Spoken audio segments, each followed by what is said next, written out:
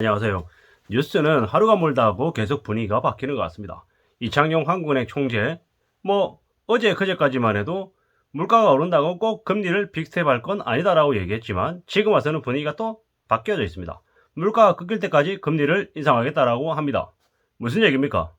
한국이 7월부터 남아있는 금리 인상 여부를 결정하는 회의 4번 동안 사실상 0.5%를 전부 다 올린다라고 봐야 될 것 같습니다. 그렇게 되면 현재 1.75에서 연말이 되면 3.75까지 가는 게 충분히 가능한 얘기다라고 보여집니다.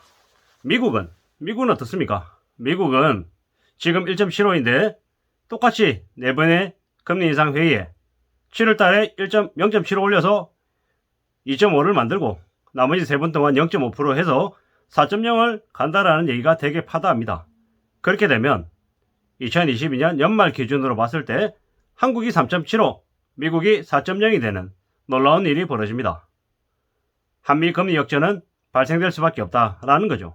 시기가 7월이 되건 8월이 되건 9월이 되건 언제가 되든 간에 올해 하반기에 한미 금리 역전은 발생된다라고 보는 게 맞겠습니다. 그리고 제가 계속해서 말씀드리잖아요. 물가가 언제 진정이 된다라고 말씀을 드립니까? 제가 올해, 내년, 내후년 22, 23, 24는 물가가 안 내려간다라고 말씀드리죠. 물가가 계속 상승한다라는 말씀을 계속 드렸습니다. 다르게 얘기하면 어떻습니까? 한국의 기준금리가 올해와 내년은 무조건 계속 간다. 그리고 내후년도 어떻게 될지 두고 봐야 된다라는 말씀을 드리는 거죠. 사실상 매우 어려운 상황이다라고 봐야 되는 거죠. 금리가 가파르게 오르면 부동산에 훈풍이 불 수 있습니까? 부동산 거래가 활성화될 수 있습니까? 주식이 활성화될 수 있습니까? 어렵죠. 어렵습니다. 빚을 내서 주식을 하는 것도 연끌해가지고 부동산을 사는 것도 상당히 어려워진다라고 봐야 되는 거죠. 최근에 정부에서 생애 최초 구입자 80%까지 대출을 해주니 어쩌니 그 때문에 집값이 계속 오를 거다라고 이야기하지만 지금은 가격이 너무 많이 올라 있죠. 이전 정부 문재인 정부 시절에 그냥 지표상으로 나와 있는 것만으로도 아파트 가격이 서울 아파트 가격이 6억에서 지금 12억 이상으로 2배가 되어 있죠. 지역에 따라 편차가 나 있기 때문에 오르지 않은 것도 있고 오른 것도 있고 그냥 피부로 우리들이 느끼기에는 3, 4배가 그냥 올라 있다라는 거죠. 저도 제가 사는 동네 주변에 예전에 5억 하던 게 지금 20억 가까이 하고 있으니까 거의 4배 가까이인 거죠. 적게 생각해야 3배, 3.5배인 거죠. 이게 어디 거기뿐만이 아닌 거죠. 그냥 좀 서민들이 살 수 있는 몇 억짜리 아파트가 실종이 된 거죠. 이게 지금 현재 벌어지고 있는 일이죠. 그런데 또 여기서 또 오를 수 있다고요? 힘들죠. 대출 아무리 많이 해줘도 이자가 너무 가파르게 오르면 이자 부담이 감당이 안 돼서 함부로 결정을 못한다라고 봐야 되는 게 맞다라는 거죠.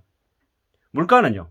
물가는 지금 미국이 8%대, EU가 9%, 8% 이러고 있는데 미국이 곧 10%를 맞이한다고 하는데 한국만 괜찮을 수 있습니까? 아니죠.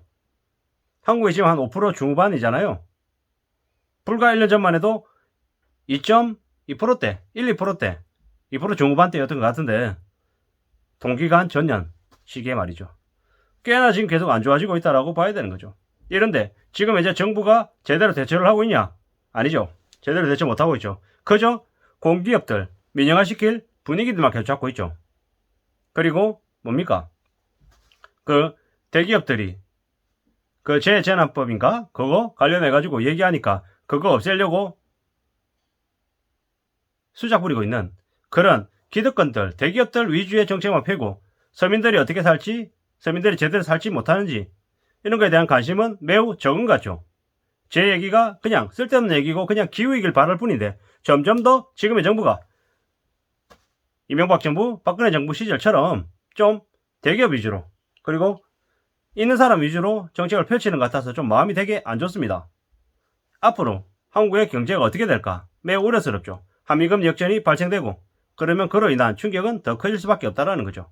당장 한국은행의 기준금리 결정회의가 7월 13일에 있죠. 다음 달입니다.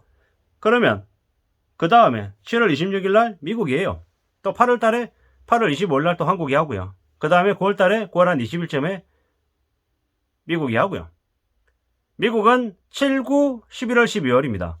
미국이 7월, 9월, 11월, 12월이고 한국은 7, 8, 10, 11월입니다. 매우 좀 다르죠. 이런 상황이 있기 때문에 많이 우려스럽고 많이 염려스럽다라고 봐야 됩니다. 한국이 절대 미국과 분리해서 따로 결정할 수 있는 건 없다라고 봐야 되는 거죠.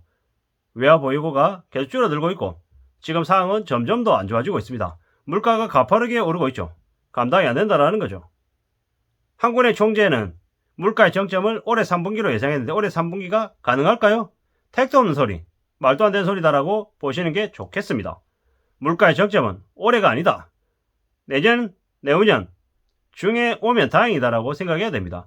지금 현재 시점에 우크라이나 전쟁이 아직 끝나지 않았지만 연반이 되면 끝난다라고 가정했을 때 그때 물가가 올해, 내년, 내후년 지금부터 해서 3년차까지 가고 그 다음부터 진정이 된다라고 보는 거죠. 만약에 우크라이나 전쟁이 그리고 중국의 봉쇄가 올해 안으로 끝나지 않고 내년으로 이어지면 어떻게 됩니까? 물가 상승은 22, 3, 4가 아니라 23, 24, 25까지 더 길어질 수 있다라고 봐야 된다라는 거죠.